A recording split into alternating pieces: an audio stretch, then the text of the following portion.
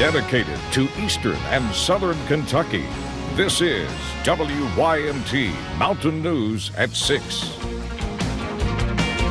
New details this evening about a Perry County shooting that left one man with multiple gunshot wounds. Police are identifying the victim in the case as 42-year-old Brian Smith of Hazard. Officials with the sheriff's office are now actively searching for James Reed III as the suspect in the case. WYMT's Justin Case is live in the newsroom and joins us now with more. Justin.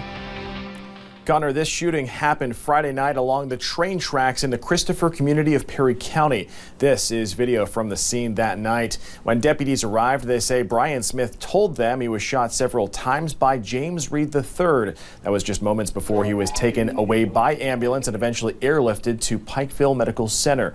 Officials say they recovered several shell casings as evidence, but they did not find a gun, leading them to believe Reed may still have a weapon. We are told deputies saw Reed and another woman walking away from the scene as they were responding, but did not immediately realize they were involved. Once arriving upon the scene, the deputy makes contact with the victim. The victim stated to us that he'd been shot, and we later found out that it was the male and the female that we had seen walking on the tracks that he had described. Connor, Sheriff Engel says Smith's condition is serious, but he is expected to survive. He has been sedated during his recovery and treatments, meaning deputies have not been able to talk with him further about the case. Engel says James Reed III is from Perry County and sometimes goes by the nickname JR. A warrant for his arrest is expected to be issued either late tonight or tomorrow. Connor. All right, Justin Case in our newsroom, thank you.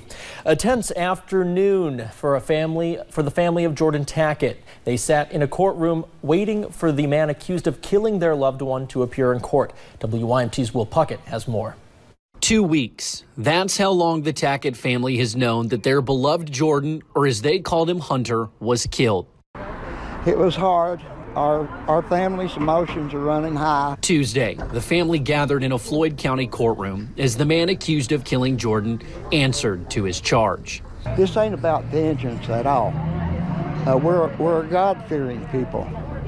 Justice is all we want at this time. Pleading not guilty to the charge of murder, Wesley Martin addressed the judge and only the judge, asking for his bond to be reduced, and the judge obliged. Now, if I understand correctly what happened today in court on a murder charge, they reduced his bond from $2 million to $250,000.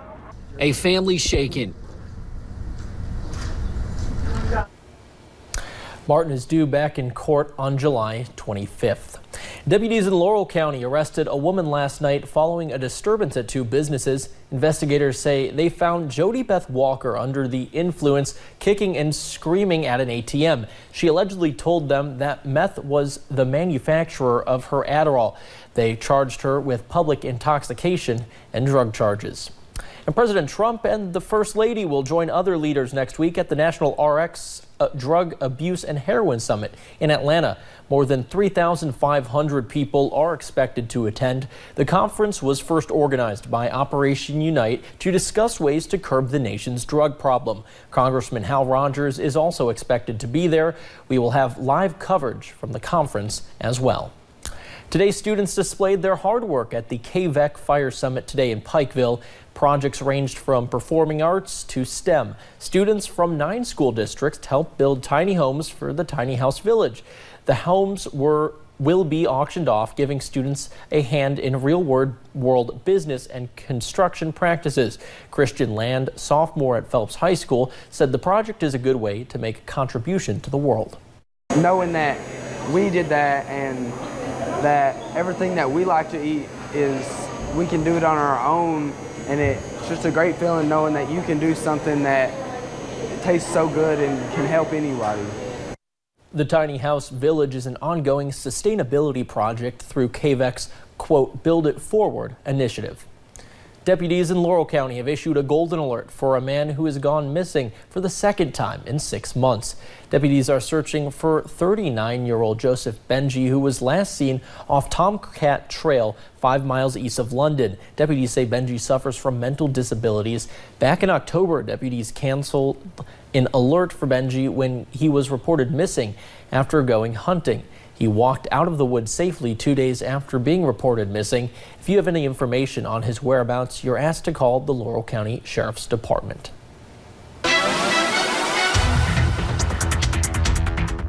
And sunshine finally returned today, along with those 70-degree days, almost 80 in some spots. You'll notice not a cloud in the sky on our National Weather Service camera in Jackson. Beautiful blue skies throughout the day. You also notice those trees starting to look a lot more green over there as well. Much of the same story is looking down into downtown Whitesburg.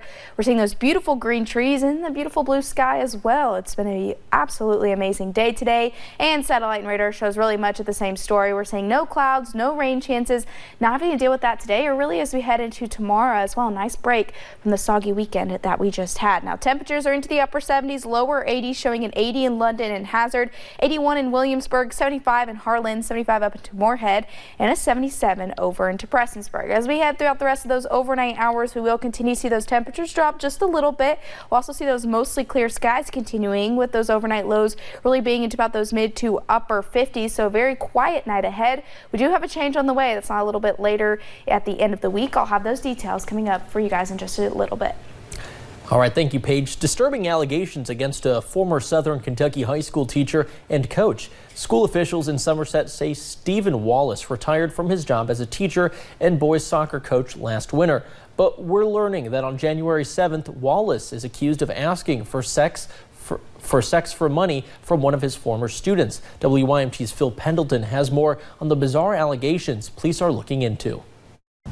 Stephen Wallace was arrested yesterday. We're told that he has already been released on bond. Now, what is bizarre about this is police say that he approached a former student for sex for money, then approached her mother as well. Wallace is the former high school boys soccer coach. We're also told he coached and has taught at several other schools in this community. Court records state that he used a fake messenger account to approach the teen and her mother using the name Sam Jones. He is accused of telling the teen, "I can't make you rich, but I can give you $75 per meeting." He's also accused of telling her that I'm not looking for a love-type relationship. I'm looking for a trade-off relationship where we both get benefits from each other. Kind of mind-blowing. I mean, I couldn't see it coming from, you know, there's no way that would ever happen in my mind. Like, I mean, Steve has always been kind of almost like a mentor for me.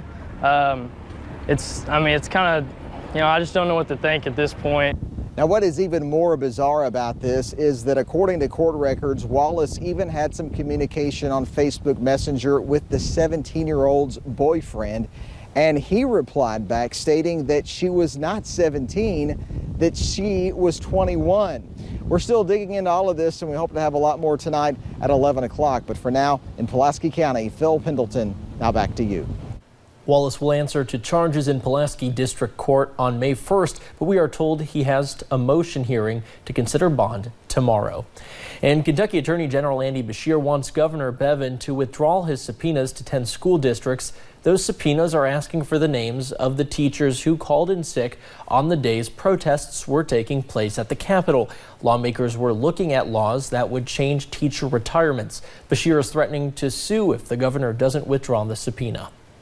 They were not protesting their own work conditions. They were not protesting their own pay. Instead, they were protesting structural, financial, and overall issues in the education system, particularly the siphoning of public school funds in the form of tax credits to private schools. That is First Amendment speech that is protected by the Constitution. You can find Beshear's full letter to the Bevin administration by clicking on this story on WYMT.com. Meanwhile, an important reminder: if you plan to vote in next month's primary but have not registered to vote, you're running out of time. The deadline is Monday. You can register at your local county clerk's office. The May primary is the 21st. And fundraising to help build the Notre Dame Cathedral in Paris tops more than $700 million. A fire burned for hours yesterday in the centuries-old building, destroying the iconic spire and wooden roof. Some of the historic artifacts, like the crown of thorns believed to be worn by Jesus, were saved. French President Emmanuel Macron has pledged to rebuild Notre Dame. Prosecutors say it was likely an accident. Now, seniors at Lincamp High School visited the cathedral earlier this month. They reflected on the experience with WYMT's Hannah Reynolds. The class of 2019 at Lynn Camp is the first to go to Europe for its senior trip. For as long as I can remember, they've been going to New York and Washington, D.C. This is the first time they've went out of the country. Just a week ago, this was the scene students at Lynn Camp saw at the Notre Dame Cathedral. There was this singing and it just echoed through all of it. It was a really spiritual moment. The Notre Dame Cathedral was a favorite for many of those on the trip. Monday, international news would hit home for students when 850 years of history went up in flames. Immediately I went to YouTube and watched the live streaming of it. Watching the steeple fall, it was really sad. Students say the beauty and history they witnessed will forever be a cherished memory, but now even more precious. You can't build something back like that, you know?